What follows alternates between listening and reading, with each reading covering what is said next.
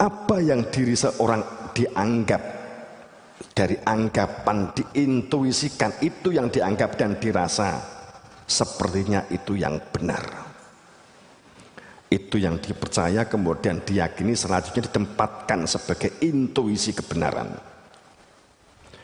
Kemudian dicoba dirasionalkan, dicari dalil hujahnya, dinalarkan, dikait hubungkan, di otak-atik gatok matuk. Setelah ketemu, disosialisasikan, ditulis, dicetak, sehingga pemikirannya akan berkembang. Banyak yang memiliki pemikiran seperti dia, bahwa intuisi bisa menjadi kebenaran. Kemudian berkumpul dan disepakati, kemudian dipublikasikan menjadi kebenaran hasil kesepakatan, dan itu dianggap sebagai kebenaran Tuhan. Itu yang kemudian diimani. Kemudian mati-matian dipertahankan, dibela, difanatiki, dan dituhankan. Kedewan dong maksud saya. Dan jika itu telah ribuan tahun, maka muncul disikap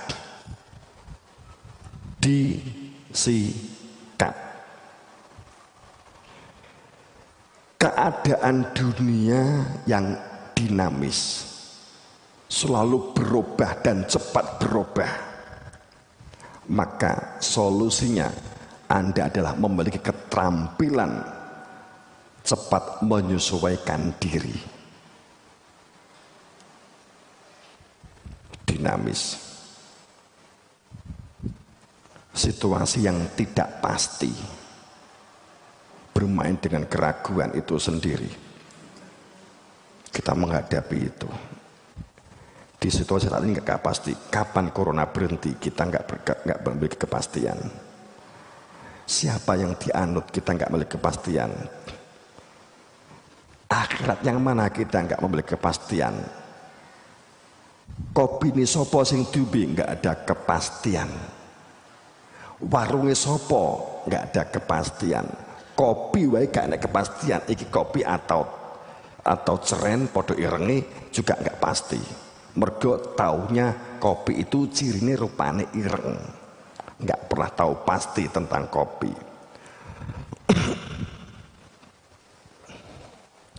Kompleks, saling berkaitan. Jika satu jatuh, yang lain berpengaruh juga ikut jatuh. Dunia saat ini kan seperti ini kan, ambigu, persaingan. Bagaimana mengatasi solusi seperti ini? Sedang jumlah penduduk dan kebutuhan itu sebenarnya bisa dihitung secara standar.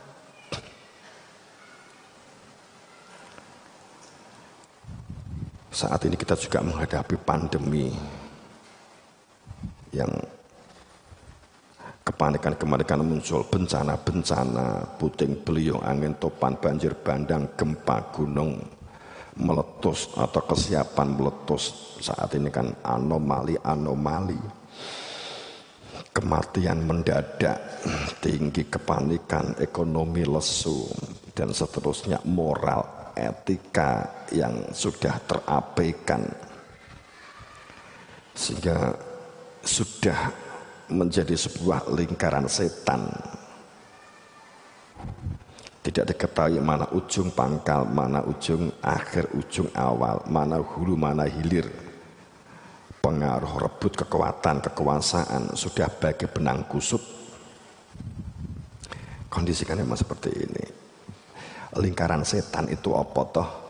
Semua sudah saling mempengaruhi, karena makna setan itu pengaruh.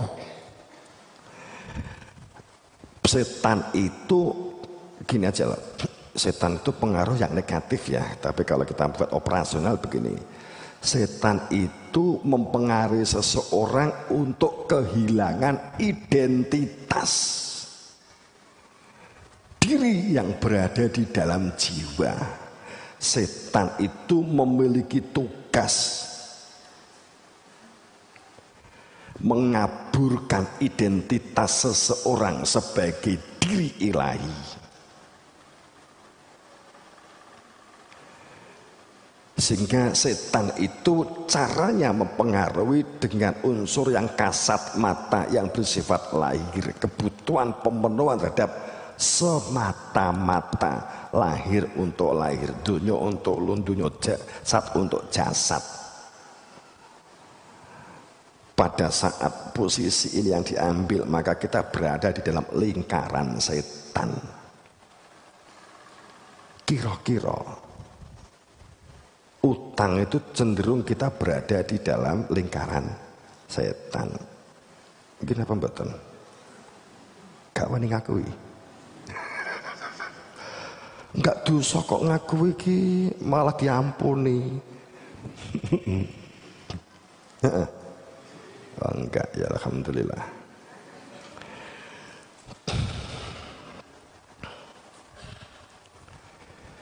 Jadi setan itu pengaruh.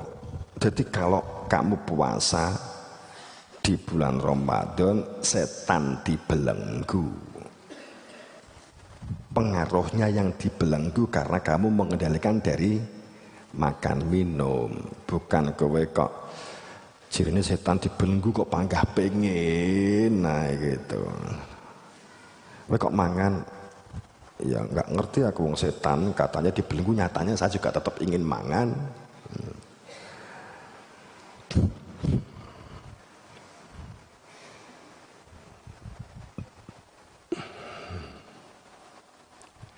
Saat sudah berada di dalam lingkaran setan, siklusnya siklus syaiton, gerakan yang dilakukan bahkan sesuatu yang bersifat kebaikan itu hanya untuk menjaga menara gadingnya masing-masing, hanya untuk menjaga eksistensi dirinya secara lahiriah.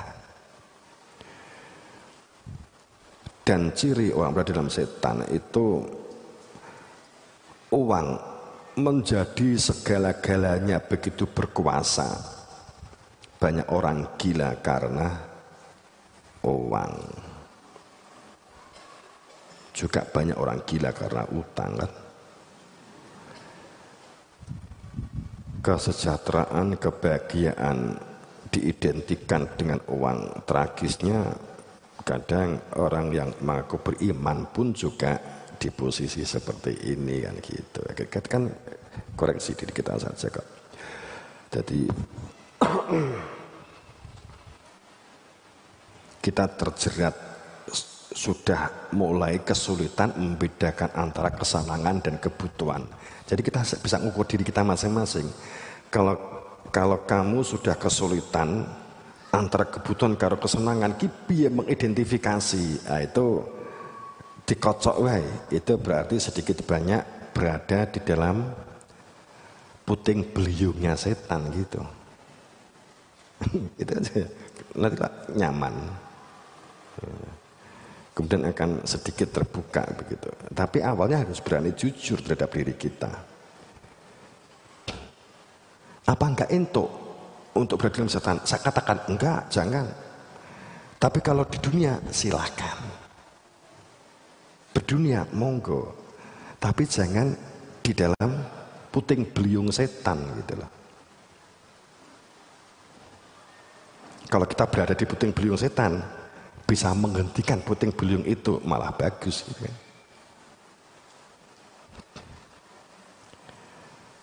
Tapi gerakan lingkaran setan ini kan sudah ribuan tahun.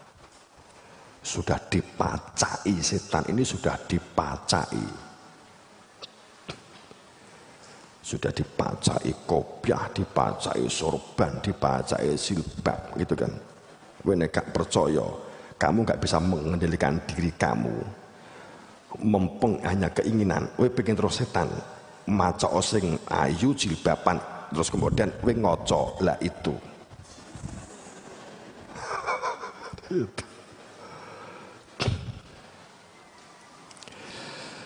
Gak keadaan saat ini seperti itu. Itu akibatnya pemahaman tentang din, tentang sunnah lepas. Sunatullah tadi saya di depan matur bahwa alam dikatakan sebagai sunatullah. Tapi sekarang banyak orang berpikir begini loh, bencana alam, ada yang berpendapat enggak, itu kehendak Allah. Yang satunya sok kenal karo Gusti Allah, yang satunya sok ilmiah, kan gitu ta? Tapi pada dasarnya dirangkum podo sok. Kesimpulan akhirnya podo-podo bosok. Yang satunya itu kehendak Allah, kehendak Tuhan. Kayak ngerti-ngerti ya, kayak ponakane Gusti Allah baik. Yang satunya begitu, yang satunya kayak keponakane ilmu, kan begitu. Sains. Kemudian pada saat dikatakan bahwa ini murni bencana alam, nggak ada kaitannya dengan Tuhan dan nggak ada kaitannya dengan agama. Yang satu berpendapat begitu, yang satu ngeyel, enggak bisa, ini kehendak Tuhan. Kalau sama-sama tidak memunculkan solusi, berarti itu jelas gugur semua, begitulah. Karena masalahnya bukan di situ. Yang satu mengatakan begini, bahwa ini bencana alam, gak ada kaitannya dengan Tuhan. Itu sama saja begini, ini bencana alam, Tuhan sedang dikarantina. Jadi pada saat Tuhan mau turun tangan, saat enek gunung meledos, kaget. Gunung kok meledos, nyapa loh. Atau Tuhan tidur. Saat meledos dia kaget, terbangun. Yang hebat lagi, yang berpendapat seperti ini juga dengan kopiah yang sangat lengkap, begitulah. Contoh, dikatakan bencana alam gak ada kaitannya dengan Tuhan, dengan hantu, Pak. Kita terkadang bingung mendengarkan pendapat itu. Kita bingung ya berarti kita masuk lingkaran itu. Kita pura-pura bingung saja lah, biar seperti lingkaran ikut mereka, kan begitu. Gak apa-apa pura-pura bingung. Kalau mereka dengar, pripun Pak Yai, nggih kula nggih bingung. Lah nggih kula nggih bingung. Itu kan mereka seneng kalau kita punya teman yang bingung. Jadi saat kita mengatakan itu murni alam, sayangnya saat ada yang mengatakan itu berkaitan dengan kodrat irodahnya Allah, hanya berhenti pada sok tahu. Kemudian yang kalau ini dikaitkan bahwa ini berkaitan dengan ketetapan Allah, dengan takdir Allah, ya kita nggak berbuat apa-apa. Oh itu kan takdir Allah, ya sudah, kacau kabeh begitu.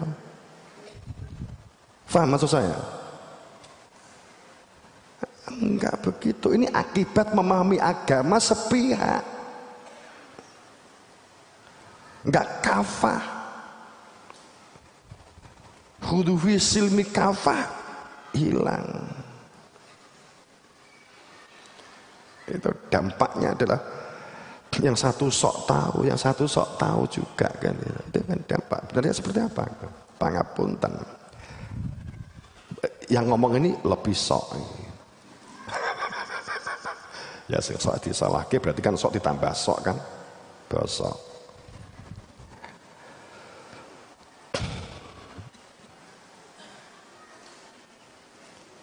Karena kita membayangkan itu, kalau ya itu takdir, kalau itu bahwa bencana itu takdir, kemudian kita kan sudah kehendak Allah, ya sudahlah, kita itu dikira kalau sudah takdir kita nggak boleh bergerak, itu yang fatal. Kalau kita tahu itu tuh kehendak Allah, akan menggerakkan kita dalam tatanan lahir untuk bergerak mensolusikan keadaan dan situasi. Bahkan kalau itu kehendak Allah berarti ada sesuatu yang salah tentang keseimbangan alam. Kedua, atau mungkin tentang pemurnian.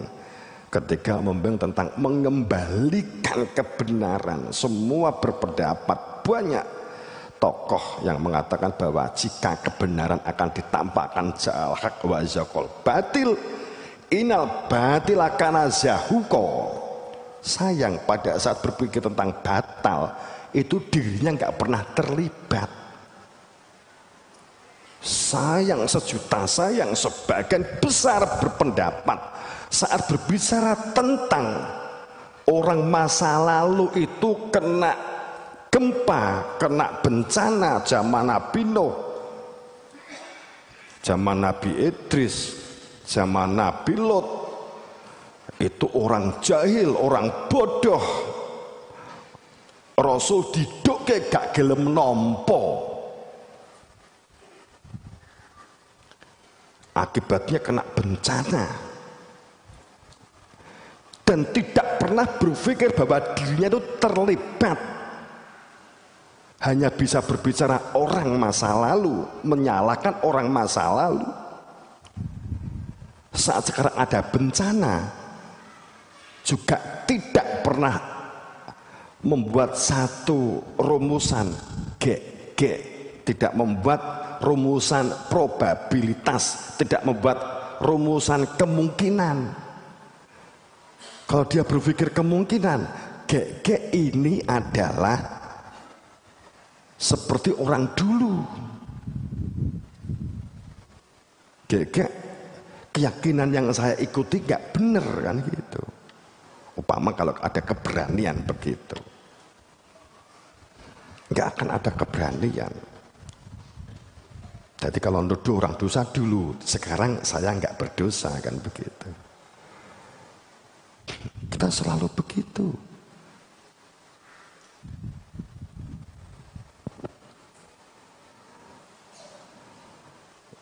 Di antara ini banyak yang, mohon maaf ini cerita di zaman biyen, di zaman kena Nabi mau menjelang kondur. Seandainya saya mau tunjuk siapa yang fasik dan munafik, maka yang benar-benar beriman tidak banyak. Semua yang hadir saya yang iman. Gitu kan. 2012 kejadian hebat. Saat saya ngendikan, iki kabeh rumangsa nanti yang selamat kan gitu. Contoh ternyata sisanya tekan. Oke. Alam ya'nil ladzina amanu an takhsha'a qulubuhum li dzikrillah. Saat ini kita memerlukan satu sikap resiliensi, kekuatan mental untuk bertahan hidup dan menentukan nasib kamu masa depan, baik secara diri dalam kehidupan dunia untuk akhirat, secara diri dalam kehidupan berdunia. Saat ini Anda berada posisi hitam putih resiliensi kehidupan. Kekuatan mental untuk menentukan masa depan kamu dan kekuatan mental untuk menentukan generasi selanjutnya. Jika sekarang kamu nggak bisa mengambil sikap, maka hanya satu generasi itu akan berjalan. Kemampuan memegang komitmen dan sungguh-sungguh dalam menjalankan tugas itu adalah resiliensi. Itu adalah istiqomah, itu adalah tumakninah.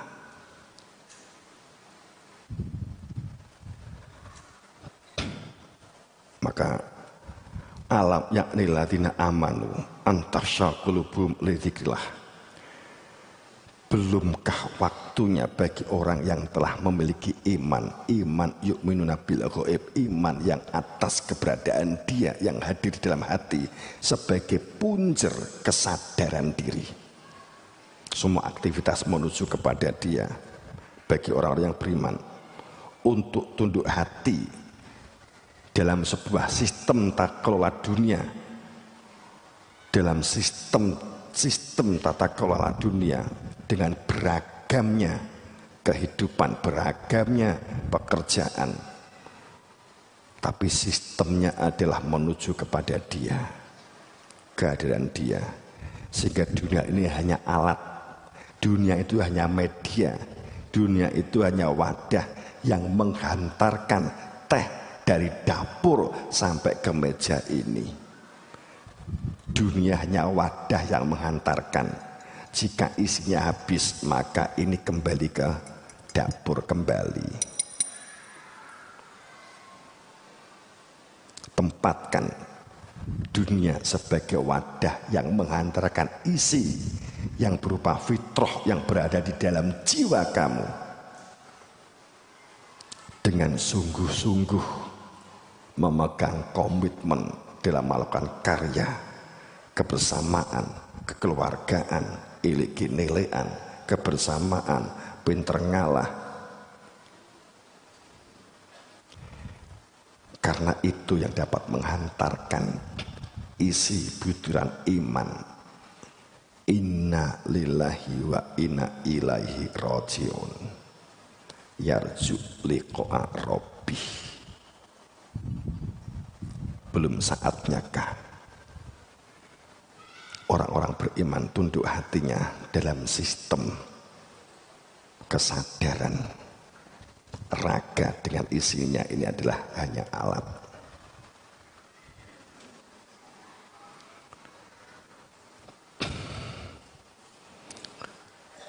Dan kepada al-haq wama nazala, dan apa-apa yang dilakukan nazala dalam titik fokus minal haq kepada tentang hakikat, wala yakunu kalladzi, untuk tidak memiliki perilaku-perilaku yakunu, kehidupan yang dipikirkan, yang ditindakkan, yang dibicarakan, yang dilihat, yang didengar, kalladzi, seperti orang-orang yang utul kitab, hanya mereka yang dipenuhi oleh kitab, hidupnya dipenuhi oleh konsep-konsep tanpa mengenal, tanpa ma'rifat. Tapi kitab dikira sudah dapat ma'rifat, dikira dengan buku sudah bisa memiliki anak, dengan buku sudah dikira sudah memiliki istri, dengan buku sudah dikira memiliki suami, dengan buku sudah dikira pasti akan mempunyai keturunan. Padahal itu hanya buku nikah tanpa ada orang yang memiliki si dinikahi. Kalau diutul kitab min qabl, itulah yang selama ini berlangsung. Ini ayat ya, ini bukan duduk cangkemku, duduk pendapatku, duduk utekku. Ini ayat Al-Hadid 16. Fatola alaihim, akhirnya berlangsung panjang. Orang yang mengira dengan buku itu makrifat, al-amadu fakosat kulubuhum, menjadikan hatinya keras dalam perilaku fanatik, kultus, beku, mengira yang dilakukan adalah dalam kebenaran Tuhan, padahal kebenaran buku. Wa kahtomidhum fasikun, orang yang hidup dikendalikan katanya dari katanya, pendapat dari pendapat. Kamu punya pendapat, kamu tuangkan, kemudian saya membaca, saya jadikan pedoman buku itu, maka saya menjadi orang fasik.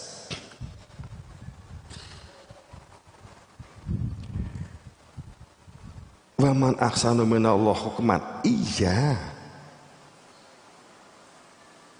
Hukum itu yang paling baik hukumnya Allah. Cuman sekali lagi, siapa yang memiliki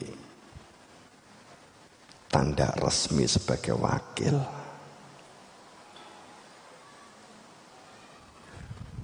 Di satu sisi ayat banyak, tidak hanya 1, 2, 3. Laqad manallahu 'alal mu'min, keberadaan Rasul di antara kamu. Qad ja'akum Rasul, sungguh Rasul itu ada di kalangan kamu. Anfusihim alaihim, dari kalangan kamu, di antara kamu, satu nazama dengan kamu, satu nafas dengan kamu. Wa miman, sungguh pasti ada orang di antara sebuah kaum yang hidup di zaman itu, orang yang berada di dalam al-huda bil haq, dan membawa hakikat. Dan dengan hakikat tidak hanya yang lahir di depan dunia ini, maka keadilan dapat dijalankan. Wa min ummatin khalifun nadhiron, bahwa setiap dari umat, dari masing-masing zaman, wa min umat. Jadi apa kita sejaman dengan Nabi Isa? Enggak. Zaman sehari, zaman iki kan gitu. Wa min umat khalifun nadhiron, itu adalah ada nazir. Ini data ayat. Ya yuk digulai bareng gitu. Mergo dukhon itu kaitannya dengan ini. Virus itu kaitannya dengan ini. Memang gak ada hukum yang lebih hukum Allah. Cuman masalahnya siapa? Al-ulama wawarisul anbiya, ulama itu pewaris Nabi. Sekarang banyak ulama dia berani mengaku sebagai pewaris Nabi. Enggak tahu bentuknya apa. Kalau ulama pewaris para nabi itu didapat dari buku dari sana, kamu pun setiap orang bisa menjadi pewaris. Bubar enggak acara?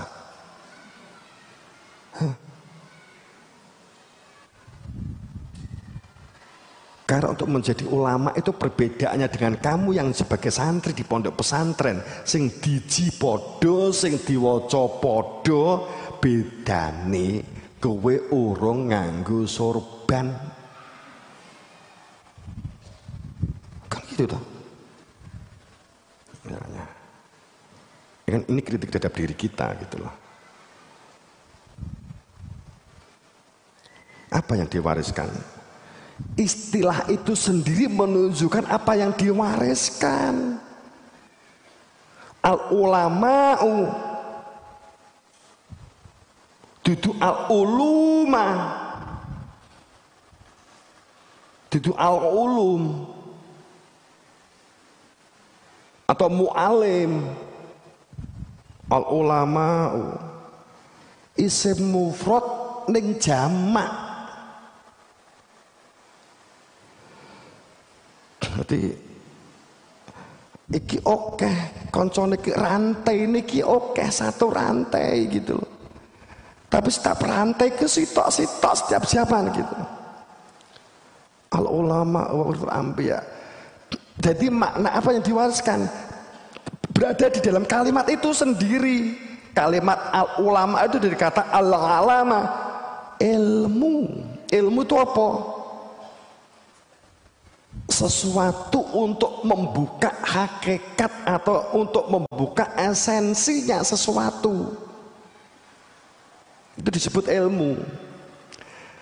Kalau saya dapat menguraikan dengan detail tentang teh, dengan bagusnya asal usul teh, dari mana kandungannya dan seterusnya, bukan ilmu, itu amal.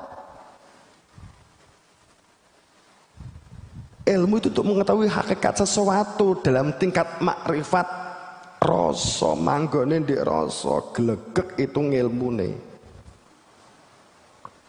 Ini ilmune.